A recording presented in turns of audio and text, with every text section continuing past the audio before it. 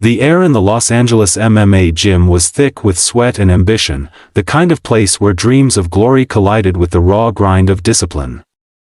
The mats were scuffed and stained, the walls lined with faded posters of UFC legends, and the clanging of weights mixed with the sharp thuds of gloves on pads. It was a gritty sanctuary for fighters, from cage-bound pros to wide-eyed kids dreaming of their first belt.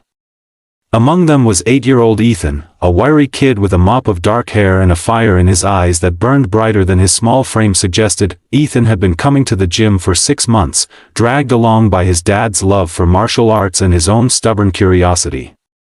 He wasn't the biggest or the strongest, but he had heart, a quiet resilience that showed in the way he'd pop back up after a takedown, even when his knees wobbled. Today, though, that heart was being tested.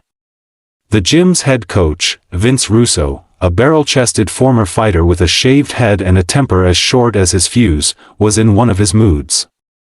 Vince had a reputation, a brutal trainer who could mold champions but ruled the gym like a dictator, his ego as oversized as the trophies lining his office. It started during a kid's sparring session. Ethan, paired with a bigger kid, was holding his own, dodging and weaving with the footwork his dad had drilled into him at home. Between rounds, as the kids caught their breath, Ethan piped up, his voice cutting through the gym's din. "My dad's a black belt," he said, half to his partner, half to anyone listening. It wasn't bragging, just a kid proud of his hero. But Vince, pacing the mats like a shark, overheard and stopped dead. "What did you say, kid?" Vince's voice was a low growl, his eyes narrowing. The gym quieted. Parents on the bleachers glancing up from their phones, students pausing mid-drill. Ethan, sensing the shift but too stubborn to back down, repeated, "My dad's a black belt. He taught me how to move like that." Vince's laugh was sharp, cutting. "Oh, your daddy's a black belt, huh? That's supposed to make you special?" He stepped closer, towering over Ethan, who stood his ground despite the heat creeping up his cheeks. "This ain't your daddy's gym, kid. You don't get points for who your old man is." Then, in a move that sucked the air out of the room, Vince slapped Ethan across the face, not hard enough to bruise, but sharp enough to sting, to humiliate. The crack echoed. Ethan's eyes welled up, but he didn't cry out. He just stared at Vince, fists clenched, defiance burning through the tears. The gym froze. Parents gasped, some half rising from their seats. A few older fighters exchanged uneasy glances. One mom, a nurse named Carla, started toward Ethan, but Vince's glare stopped her. "Sit down," he barked. "This is my gym. Kid needs to learn respect." He turned back to Ethan, sneering. "Go on, cry to your black belt daddy." Ethan didn't move. His lip trembled, but his feet stayed planted, his small chest heaving.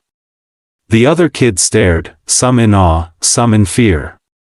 The gym's toxic air, of unchecked egos and unspoken hierarchies, felt heavier than ever. Unbeknownst to Vince, the gym's glass door swung open at that moment, and in walked Jason Statham. Yes, that Jason Statham, the action star whose name was synonymous with grit, precision, and a quiet menace that could make a room feel smaller. But to Ethan, he was just dad, the guy who tossed him in the air at home, who'd spent countless evenings teaching him jiu-jitsu in their garage, who'd earned his black belt through years of sweat before Hollywood ever called. Jason had been delayed at a meeting, running late to pick Ethan up, but now he was here, his duffel bag slung over one shoulder, his eyes scanning the gym. He saw it all in an instant, Ethan's red cheek, the tears he was fighting, the hulking coach looming over him, the stunned silence of the crowd. Jason's face didn't change, but something in his posture shifted, a coiled stillness, like a predator deciding whether to strike. He dropped his bag and crossed the mats, his boots deliberate, his presence drawing every eye. Even Vince, mid-rant, faltered as he noticed the man approaching. "You put your hands on my son," Jason said, his voice low, clipped, the East London accent cutting like a blade. It wasn't a question. Vince puffed out his chest, sizing Jason up. He didn't recognize him at first. Hollywood stars didn't usually roll into his gym unannounced. "Who the hell are you?" Vince snapped, stepping forward. This your kid? Maybe teach him not to run his mouth. Jason's eyes flicked to Ethan, who was still standing tall, though his fists were shaking. You okay, mate? He asked softly. Ethan nodded, quick and sharp, his trust in his dad absolute. Jason's gaze returned to Vince, colder now. You don't touch my boy. You don't touch any kid. Vince laughed, but it was forced, nervous. The crowd was watching, and he couldn't back down. You wanna step in here, tough guy? This is my gym. I teach how I teach. Jason didn't raise his voice. He didn't need to. Your gym, he said, but my rules now. He stepped onto the mat, shrugging off his jacket, revealing the lean, muscled frame of a man who'd spent decades honing his body into a weapon. The gym buzzed, some recognized him now, whispers of, "Is that?" rippling through the crowd. Vince, either too proud or too dense to back off, squared up. You think you're some kinda hero? Let's see what you got. What happened next was less a fight than a masterclass. Vince swung first, a wild haymaker that Jason slipped with the ease of someone who'd danced this dance 1,000 times. In a blur, Jason closed the distance, his movements precise, economical. A quick jab stunned Vince, followed by a low kick that buckled his knee. When Vince lunged, Jason pivoted, locking him in a guillotine choke so fluid it looked choreographed. Vince tapped out in seconds, gasping, his face red with shock and shame. Jason released him and stepped back, not a hair out of place. You're done, he said, not to Vince but to the room, his voice carrying a weight that silenced even the whispers. He knelt beside Ethan, checking his face, his hands gentle but firm. You did good, standing your ground. Proud of you. Ethan, tears finally spilling but his jaw set, nodded. I didn't back down, Dad. I know, Jason said, ruffling his hair. You're tougher than him.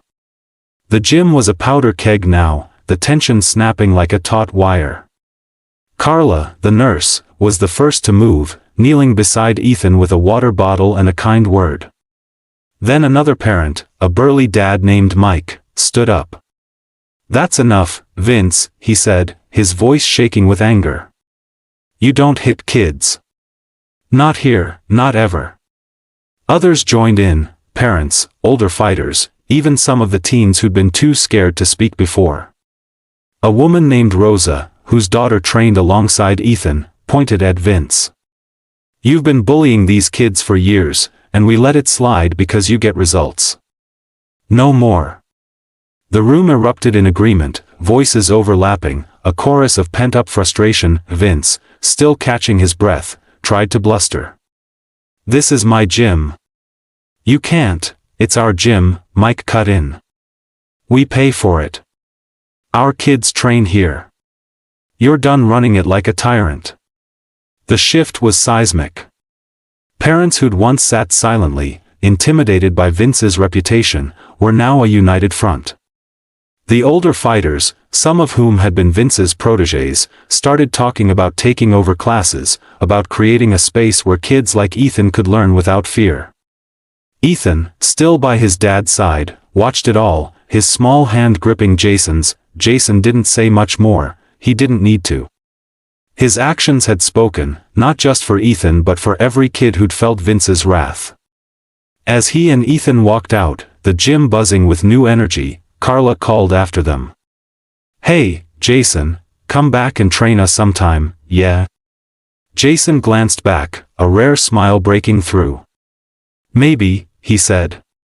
Long as you keep it real in here. Word of the incident spread like wildfire. By the next week, Vince was gone, pushed out by a coalition of parents and fighters who refused to let the gym stay a bully's kingdom. A new coach, a former student of Vince's with a gentler approach, took over, and the gym's atmosphere changed. Kids trained harder, laughed more. Parents stayed for classes, not just to watch but to learn alongside their kids. Ethan kept coming, his confidence growing, his bond with his dad unbreakable, and somewhere in Hollywood, Jason Statham went back to filming, but not before teaching Ethan a new move in their garage, a reminder that real strength wasn't just in a punch, but in standing up, no matter how small you felt. The gym, once a battleground of egos, became a community, forged in the fire of one boy's courage and one father's unwavering stand.